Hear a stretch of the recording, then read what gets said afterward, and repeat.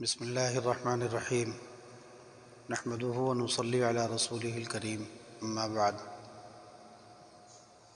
اس وقت حیات المسلمین کی دوسری اور تیسری روح کا سبق ہے، اور اس میں علم دین سیکھنے اور سکھانے کی فضیلت، علم دین حاصل کرنے کا طریقہ، اور قرآن مجید پڑھنے اور پڑھانے کا ثواب،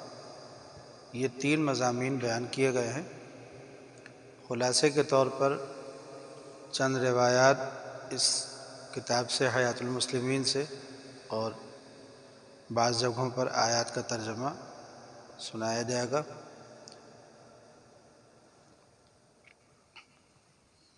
ارشاد فرمایا رسول اللہ صلی اللہ علیہ وسلم نے، علم دین کا حاصل کرنا یعنی اس کو حاصل کرنے کی کوشش کرنا ہر مسلمان پر فرض ہے۔ اس حدیث سے ثابت ہوا کہ ہر مسلمان پر، خواہ مرد ہو یا عورت، شہری ہو یا دیہاتی، امیر ہو یا غریب، دین کا علم حاصل کرنا فرض ہے۔ اور علم کا یہ مطلب نہیں کہ مدرسے میں داخل ہو کر کے باضابطہ عربی ہی پڑھے، بلکہ اس کا مطلب یہ ہے کہ دین کی باتیں سیکھے، خواہ عربی کتابیں پڑھ کر کے، قرآن و سنت کو براہ راست پڑھ کر کے، خواہ اردو کتابیں پڑھ کر، خواہ معتبر عالموں سے زبانی پوچھ کر یا معتبر واعظوں سے وعظ کہلوا کر، اور جو عورتیں خود نہ پڑھ سکیں اور نہ کسی عام تک پہنچ سکیں، وہ اپنے مردوں کے ذریعے سے دین کی باتیں عالموں سے پوچھتی رہیں۔ اور یہ بھی ایک طریقہ اس وقت جو جاری ہوا ہے کہ آڈیو کی شکل میں بنا کر کے اس کو ریکارڈ کر کے اور اس کو اپلوڈ کیا جا رہا ہے، تاکہ دنیا کے ہر حصے اور خطے میں اس کو سنا جا سکے اور اس کے ذریعے سے دین کا علم حاصل کیا جا سکے۔ تو یہ بھی ایک طریقہ ہے کہ ایک وقت مقرر کر کے اس وقت میں اس کو سن لیا جائے اور توجہ سے سنا جائے، اور جو مضامین اس میں بیان کیے جا رہے ہیں ان کو ایک مرتبہ میں یاد نہ ہو تو 2 مرتبہ اور 3 مرتبہ سن لیا جائے، تاکہ یہ پورا علم حاصل ہو جائے۔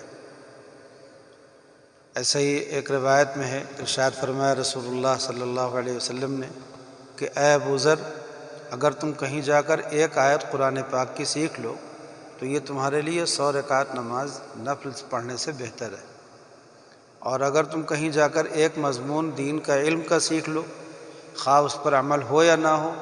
یہ تمہارے لیے 1000 رکعت نفل پڑھنے سے بہتر ہے۔ ابن ماجہ کی روایت ہے۔ اس حدیث سے علم دین حاصل کرنے کی بڑی فضیلت ثابت ہوئی، اور یہ بھی ثابت ہوا کہ بعض لوگ جو کہا کرتے ہیں کہ جب عمل نہیں ہو سکا تو پوچھنے اور سیکھنے سے کیا فائدہ، یہ غلطی ہے۔ دیکھو، اس حدیث میں صاف فرمایا ہے کہ خواہ عمل ہو یا نہ ہو، دونوں حالتوں میں یہ فضیلت حاصل ہوگی۔ اس کی 3 وجہ ہے۔ ایک تو یہ ہے کہ جب دین کی بات معلوم ہو گئی تو گمراہی سے بچ گیا، یہ بھی بڑی دولت ہے۔ دوسری وجہ یہ ہے کہ جب دین کی بات معلوم ہو گئی تو انشاءاللہ کبھی تو عمل کی توفیق ہو جائے گی۔ تیسری بات یہ ہے کہ کسی اور کو بھی بتلا سکتا ہے، یہ بھی ضرورت اور ثواب کی بات ہے۔ ارشاد فرمایا رسول اللہ صلی اللہ علیہ وسلم نے، سب سے افضل صدقہ یہ ہے کہ کوئی مسلمان علم دین کی بات سیکھے اور پھر اپنے مسلمان بھائی کو سکھا دے۔ یہ روایت بھی ابن ماجہ کی ہے۔ اس سے معلوم ہوا کہ دین کی جو بات معلوم ہوا کرے وہ دوسرے مسلمان بھائی کو بھی بتلا دیا کرے، اس کا ثواب تمام خیر خیرات سے زیادہ ہے۔ اللہ تعالیٰ کا ارشاد ہے، اے ایمان والو، اپنے آپ کو اور اپنے گھر والوں کو دوزخ سے بچاؤ۔ اس کی تفسیر میں حضرت علی رضی اللہ تعالیٰ عنہ نے فرمایا ہے کہ اپنے گھر والوں کو بھلائی یعنی دین کی باتیں سکھاؤ۔ اس حدیث سے معلوم ہوا کہ اپنی بیوی بچوں کو دین کی باتیں سکھانا فرض ہے، نہیں تو انجام دوزخ ہوگا۔ ایسا ہی ارشاد فرمایا رسول اللہ صلی اللہ علیہ وسلم نے کہ ایمان والے کے عمل اور نیکیوں میں سے جو چیز اس کے مرنے کے بعد بھی اس کو پہنچتی رہتی ہے، ان میں سے یہ چیزیں بھی ہیں۔ ایک علم دین جو کہ سکھلایا ہو، یعنی کسی کو پڑھایا ہو یا مسئلہ بتلایا ہو اور اس علم کو پھیلایا ہو، مثلا دین کی کتابیں تصنیف کی ہوں، یا ایسی کتابیں خرید کر وقف کی ہوں، یا طالب علموں کو دی ہوں، یا طالب علموں کو کھانے کپڑے کی مدد دی ہو جن سے علم دین پھیلے گا، اور یہ بھی مدد دے کر اس پھیلانے میں ساجی ہو گیا ہو، دوسرے نیک اولاد جس کو چھوڑ کر مرا ہو۔ اور اس وقت یہ جو آڈیو سنایا جا رہا ہے، اس کتاب کو جو آڈیو کی شکل میں پیش کیا جا رہا ہے، اس کی بھی اشاعت کرنا اور دوسرے لوگوں تک اس کو شیئر کرنا، اس کو پہنچانا، یہ بھی صدقہ جاریہ میں سے ہے۔ ارشاد فرمایا رسول اللہ صلی اللہ علیہ وسلم نے، جو شخص 3 بیٹیوں کی یا اسی طرح 3 بہنوں کی عیالداری اور ان کی پرورش کرے، پھر ان کو ادب یعنی علم سکھائے اور ان پر مہربانی کرے یہاں تک کہ اللہ تعالیٰ ان کو بے فکر کر دے، یعنی ان کی شادی ہو جائے جس سے وہ پرورش سے بے فکر ہو جائے، تو اللہ تعالیٰ اس شخص کے لیے جنت واجب کر دے گا۔ ایک شخص نے پوچھا کہ اگر کسی نے 2 بیٹیوں کی یا 2 بہنوں کی آپ نے فرمایا 2 میں بھی یہی فضیلت ہے۔ ایک شخص نے ایک کی نسبت پوچھ لیا، آپ نے فرمایا ایک میں بھی یہی فضیلت ہے۔ خلاصہ یہ ہے کہ ان روایات میں اور اس کے علاوہ اور بہت سی روایات میں علم دین سیکھنے اور سکھانے کا ثواب اور اس کی فضیلت اور اس کا فرض ہونا مذکور ہے۔ اصل سیکھنا سکھلانا تو وہی ہے جس سے آدمی عالم یعنی مولوی بن جائے، مگر ہر شخص کو نہ اتنی ہمت نہ اتنی فرصت، اس لیے میں دین سیکھنے اور سکھلانے کے ایسے طریقے بتلاتا ہوں جس سے عام لوگ بھی اس فرض کو ادا کر کے ثواب حاصل کر سکیں۔ جو لوگ اردو حروف پہچان سکتے ہیں اور پڑھ سکتے ہیں یا آسانی سے اردو پڑھنا سیکھ سکتے ہیں، وہ تو ایسا کریں کہ اردو زبان میں جو معتبر کتابیں دین کی ہیں، جیسے بہشتی زیور، بہشتی گوہر، تعلیم الدین، قصد السبیل، تبلیغ دین اور تسہیل المواعظ کے سلسلے کے وعظ جتنے مل جائیں، ان کتابوں کو کسی اچھے جاننے والے سے سبق کے طور پر پڑھ لیں، اور جب تک کوئی ایسا پڑھانے والا نہ ملے ان کتابوں کو خود دیکھتا رہے، اور جہاں سمجھ میں نہ آئے یا کچھ شبہ رہے وہاں پنسل وغیرہ سے کچھ نشان کرے، پھر جب کوئی ایسا مل جائے جس سے پوچھا جا سکتا ہو تو اس سے پوچھ لے اور سمجھ لے، اور اس طرح جو چیز حاصل ہو وہ مسجد میں یا بیٹھک میں دوسروں کو بھی پڑھ کر سنا دیا کرے، اور گھر میں آ کر اپنی عورتوں اور بچوں کو سنا دیا کرے۔ اسی طرح جنہوں نے مسجد یا بیٹھک میں سنا ہے وہ بھی اس کو اپنے اپنے گھروں میں آ کر گھر والوں کو سنا دیا کریں۔ جو لوگ اردو نہیں پڑھ سکتے وہ کسی اچھے پڑھے لکھے سمجھدار آدمی کو اپنے ہاں بلا کر اس سے اسی طرح وہی کتابیں سن لیا کریں اور دین کی باتیں پوچھ لیا کریں۔ اگر ایسا آدمی ہمیشہ رہنے کے لیے تجویز ہو جائے تو بہت ہی اچھا ہے، اگر اس کو کچھ تنخواہ بھی دینی پڑے تو سب آدمی تھوڑا تھوڑا چندہ کے طور پر جمع کر کے ایسے شخص کو تنخواہ دے دیا کرے۔ دنیا کے بے ضرورت کاموں میں سینکڑوں ہزاروں روپے خرچ کر دیتے ہیں، لاکھوں روپے خرچ کر دیتے ہیں، اگر دین کی ضروری بات میں تھوڑا سا خرچ کر لیں تو کوئی بڑی بات نہیں۔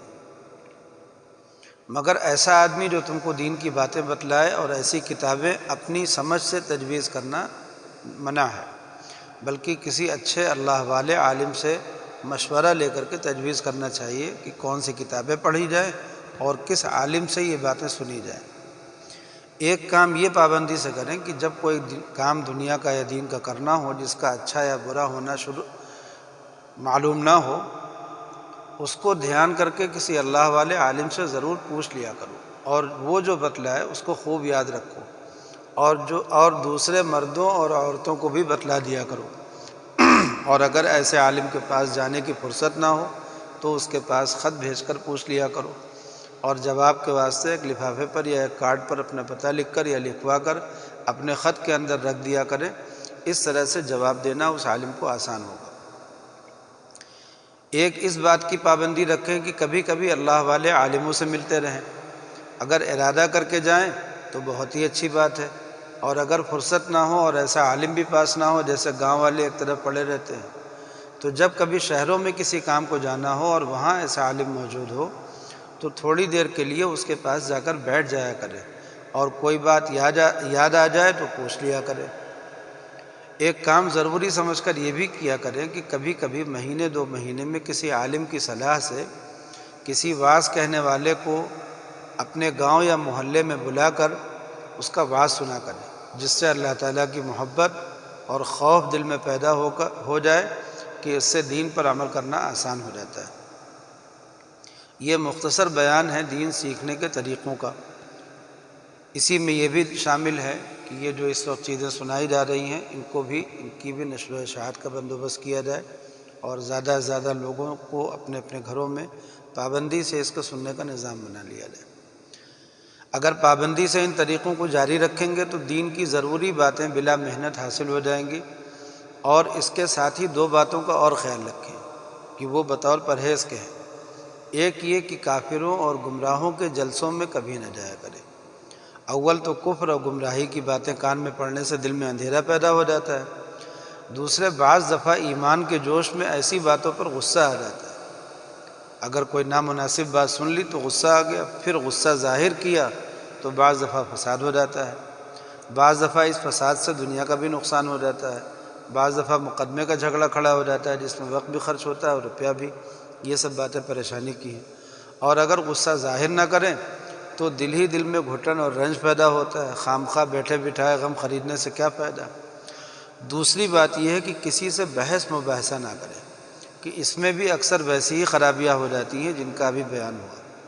اور ایک بڑی خرابی دونوں باتوں میں اور ہے جو سب خرابیوں سے بڑھ کر ہے، وہ یہ کہ ایسے جلسوں میں جانے سے یا بحث مباحثہ کرنے سے کوئی بات کفر کی اور گمراہی کی ایسی کان میں پڑ جاتی ہے جس سے خود کو بھی شبہ پیدا ہو جاتا ہے، اور اپنے پاس اتنا علم نہیں ہوتا جو اس شبہ کو دل سے دور کر سکے، تو ایسا کام کیوں کرے جس سے اتنا بڑا نقصان ہونے کا ڈر ہو۔ اور اگر کوئی خام خواہ بحث چھیڑنے لگے تو سختی سے کہہ دو کہ ہم سے ایسی باتیں مت کیا کرو، اور اگر تم کو بحث کرنا ہی ہو، کچھ پوچھنا ہی ہو تو عالموں کے پاس جاؤ۔ اسی طرح جو لوگ یوٹیوب پر یا ایسے ہی نیٹ کے ذریعے سے مختلف عالموں کی متفرق چیزیں سنا کرتے ہیں، اور واٹس ایپ کے ذریعے سے متفرق چیزیں ان تک پہنچتی ہیں اور وہ اس کو سنا کرتے ہیں، پڑھا کرتے ہیں، تو ان کو بھی اس کی وجہ سے بہت سا انتشار کا سامنا کرنا پڑتا ہے۔ اس لیے کسی چند عالموں کو منتخب کر لو، طے کرا لو، انہی کی باتیں سنا کرو، اور چند کتابوں کو طے کرا لو کہ انہی کتابوں کو پڑھا کرو۔ البتہ جو لوگ عالم ہیں اور ان کو واقفیت ہے ان سب باتوں کی، صحیح اور غلط کو سمجھتے ہیں، تو وہ تو خود ہی اپنا کام کر سکتے ہیں، ان کو کسی نصیحت کی ضرورت نہیں۔ اگر ان سب باتوں کا خیال رکھو گے تو دوا اور پرہیز کو جمع کرنے سے انشاءاللہ تعالی ہمیشہ دین کے تندرست رہو گے، کبھی دین کی بیماری نہیں ہوگی۔ اب اس کے بعد قرآن مجید کی تلاوت کرنے اور دوسروں کو اس کی تعلیم یا ترغیب دینے کے بارے میں چند باتیں ہیں۔ ارشاد فرمایا رسول اللہ صلی اللہ علیہ وسلم نے، تم میں سب سے اچھا وہ شخص ہے جو قرآن سیکھے اور سکھائے۔ ایسا ہی آپ نے ارشاد فرمایا کہ تم میں سے کوئی شخص جا کر کلام اللہ کی 2 آیتیں کیوں نہ سیکھ لے، یہ اس کے لیے 2 اونٹنیوں کے ملنے سے زیادہ بہتر ہے۔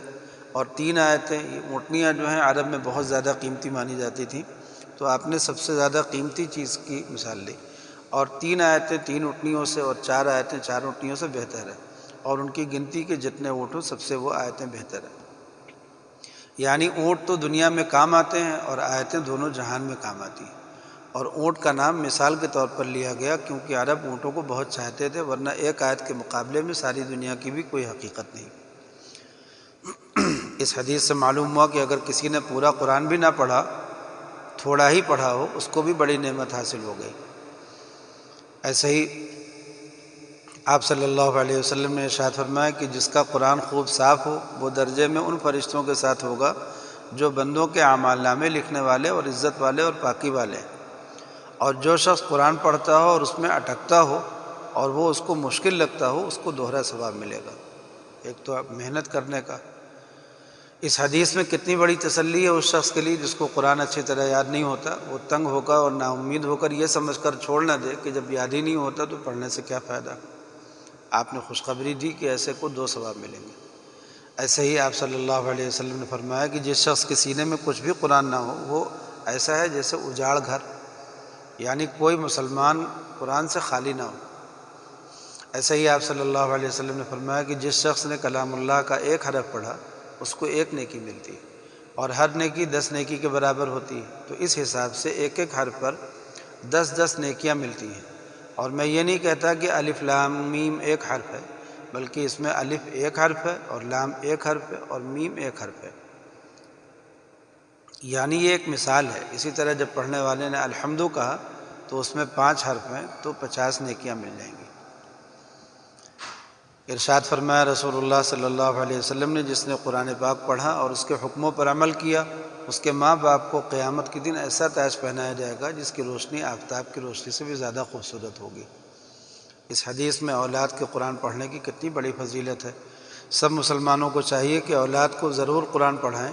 اور لڑکوں کو بھی اگر کاروبار میں پورا پڑھانے کی فرصت نہ ہو تو جتنا پڑھا سکو، اگر حفظ نہ کرا سکو تو ناظرہ ہی پڑھاؤ، اور اگر حفظ کرانے کی توفیق ہو تو اور بھی اچھا۔ آپ صلی اللہ علیہ وسلم نے فرمایا کہ دلوں کو بھی زنگ لگ جاتا ہے، جیسے لوہے کو زنگ لگ جاتا ہے جب اس کو پانی پہنچ جاتا ہے۔ عرض کیا یا رسول اللہ، وہ کون سی چیز ہے جس سے دلوں کی صفائی ہو جائے؟ آپ نے فرمایا کہ موت کو زیادہ یاد رکھنا اور قرآن مجید کا پڑھنا۔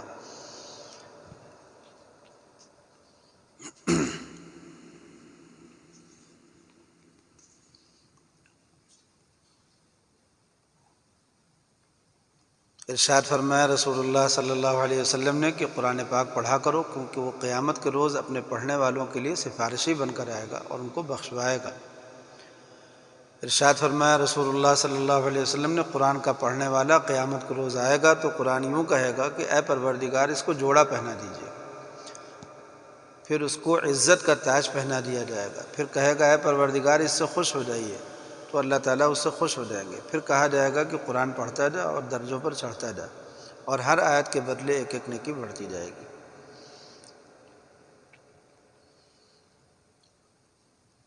یعنی اس پڑھنے اور چڑھنے کی تفصیل ایک اور حدیث میں آئی ہے کہ جس طرح سنبھال سنبھال کر دنیا میں پڑھتا تھا، اسی طرح پڑھتا ہوا اور چڑھتا ہوا چلا جا۔ جو آیت پڑھنے میں اخیر ہوگی وہاں ہی تیرے رہنے کا گھر ہے۔ اگر کسی کو قرآن مجید کا ترجمہ پڑھنے کا بھی شوق ہو تو بطور خود نہیں دیکھنا چاہیے کہ اس میں غلط سمجھنے کا کبھی اندیشہ ہے، کسی عالم سے سبق کے طور پر پڑھ لیں۔ اور ایک بات یہ بھی ہے کہ قرآن مجید کا بہت ادب کرنا چاہیے، اس کی طرف پاؤں نہ کرو، ادھر پیٹھ نہ کرو، اس سے اونچی جگہ پر نہ بیٹھو، اس کو زمین یا فرش پر مت رکھو۔ اور یہ بھی کہ اگر وہ پھٹ جائے تو کسی پاک کپڑے میں لپیٹ کر پاک جگہ جہاں پاؤں نہ پڑتا ہو دفن کر دو۔ چوتھے یہ کہ جب قرآن پاک پڑھا کرو، یہ دھیان رکھا کرو کہ ہم اللہ تعالیٰ سے باتیں کر رہے ہیں، پھر دیکھنا دل پر کیسی روشنی ہوتی ہے۔ خلاصہ یہ ہے کہ قرآن پاک کو اس کے آداب کے ساتھ اور اس کے پورے احترام اور عزت کے ساتھ پڑھنے سے اللہ تعالیٰ قرآن پاک کی پوری پوری برکات عطا فرماتے ہیں۔ تو اب اس سبق میں ہم نے دین کا علم حاصل کرنا، اس کی فضیلت اور کیسے حاصل کیا جائے اس کا طریقہ، اور قرآن مجید کی تلاوت اور دوسروں کو اس کی تعلیم و ترغیب دینا، ان سب کا بیان سن لیا۔ اب اس کے بعد انشاءاللہ اگلے سبق میں ہم لوگ سنیں گے چوتھی روح، خدا اور اس کے رسول سے محبت کرنا، اور تقدیر اور توکل۔ پانچویں روح تقدیر و توکل، یہ دو بیان انشاءاللہ اگلے سبق میں۔